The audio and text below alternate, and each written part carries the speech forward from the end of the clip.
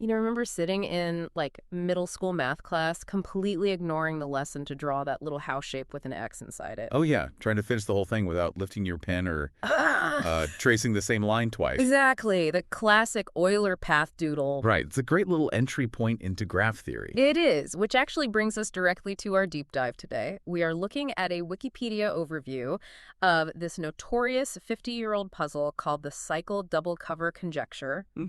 And we're pairing that with a brand new OpenAI preprint from July 10th, 2026, because GPT 5.6 Sol Ultra just generated a flawless mathematical proof for it. In just 8 hours, which is, I mean, it's a massive shift in how we even approach mathematical discovery. Oh, absolutely. And, you know, coordinating that kind of highly specialized AI workflow isn't just for abstract math anymore. Yeah, not at all.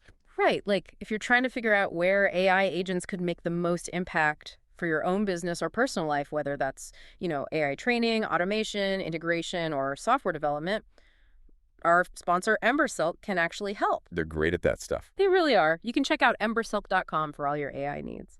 But getting back to this math puzzle. Yeah, let's unpack this a bit. I'm looking at the Wikipedia breakdown, and I get the idea of traversing a graph. But where I'm stuck is the strict constraint here. Right, the exactly twice rule. Yeah. It states that in a bridgeless graph, there's a collection of cycles that cover each edge exactly twice.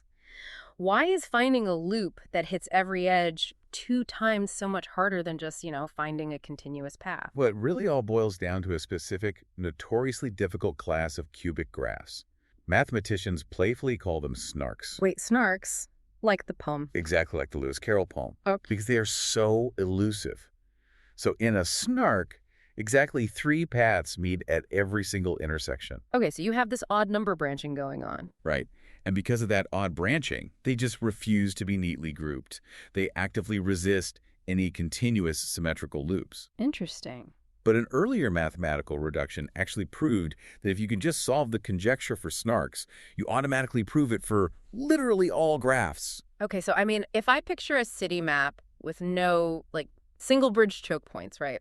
I've got a fleet of delivery trucks that need to trace every single street exactly twice while completing perfect loops. That's a great analogy, yeah. And the snarks are basically those chaotic mess of an intersection spots, making the routes impossible to plan. That is exactly the challenge. And human mathematicians have literally been stuck at those chaotic intersections for half a century. Wow. Which brings us to this July 10th preprint. Here is where it gets really interesting, because GPT 5.6 Sol Ultra ran an intensive 8-hour sprint using up to 64 concurrent AI agents. 64, yeah. Now, my immediate reaction reading that was a little skepticism. Like, if you throw 64 agents at a graph problem for 8 hours, isn't this just a machine computationally brute forcing billions of variations until it gets lucky? You know, it's a completely illogical assumption, but no. The prompt architecture strictly forbade computational brute force. Oh, really? Yeah, because checking a billion graphs doesn't actually prove the rule applies to the billion and first graph, right? Oh, right. Of course. It has to be universal. Exactly. The AI had to construct a flawless, abstract mathematical proof that applies to all graphs infinitely. So how did it pull that off with 64 agents without them just, you know, brute forcing it together? What's fascinating here is that the prompt intentionally forced a diverse portfolio of approaches. It isolated the agents early on so they wouldn't just converge on one flawed idea. That makes sense. Keep them independent so they don't echo chamber themselves. Right. And they used adversarial agents to aggressively audit the math. Wait, how do adversarial agents audit abstract math without just checking examples? They look for structural logic gaps. They acted as a red team, basically hunting for circular reasoning or unproven assumptions in the other agent's work. That is wild. And because of that intense pressure, the model realized it couldn't solve the problem geometrically. The AI actually pivoted and leveraged something called the 8-flow theorem. Meaning it stopped looking at the shape of the graph entirely. Yes. The 8-flow theorem let the AI translate all those physical lines and messy intersections into a matrix of numbers. Oh, wow. By turning a geometric problem into linear algebra, it could balance the edges using pure equations. It completely bypassed the messy routing of the snarks and proved the double cover through algebraic symmetry. So it realized the map was too complicated and it just rewrote the city as a spreadsheet. Basically, yeah. I mean, if we connect this to the bigger picture, that is an incredibly optimistic milestone. We aren't just using AI to summarize things we already know anymore. No, not at all. It's capable of independent lateral thinking. We are looking at a tireless research partner that can pursue multiple complex strategies simultaneously. Which is just a massive leap forward for human discovery. Absolutely.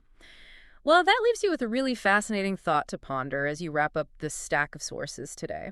If an AI can coordinate 64 agents to translate a 50-year-old geometric mystery into algebra in just 8 hours, what other fundamental mysteries of the universe are we about to unlock together? What happens when it generates a correct, universe-altering proof that is millions of pages long? Right, when the math is perfect, but literally too complex for any human mind to ever verify. Exactly. What does knowing the truth actually mean at that point? Something to think about. Definitely. If you enjoyed this deep dive, please subscribe to the show. Hey, leave us a 5-star review if you can. It really does help get the word out. Thanks for tuning in, and we'll see you next time.